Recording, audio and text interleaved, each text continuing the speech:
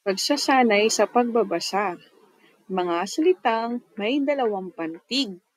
Tara, magbasa tayo mga bata. Samahan niyo ako, si Teacher Judy, sa panibago nating babasahin.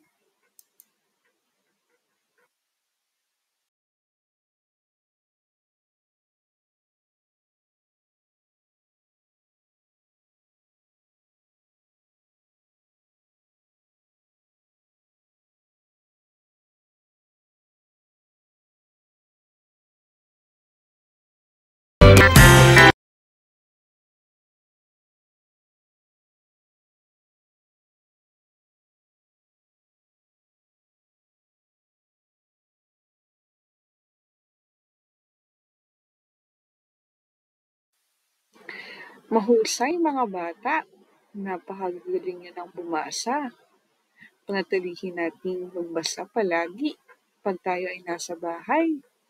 Huwag kalimutang i-like, subscribe, at hit the bell button ang ating YouTube channel para lagi kayong updated sa ating mga bagong aralin. Hanggang sa susunod mga bata, paalam!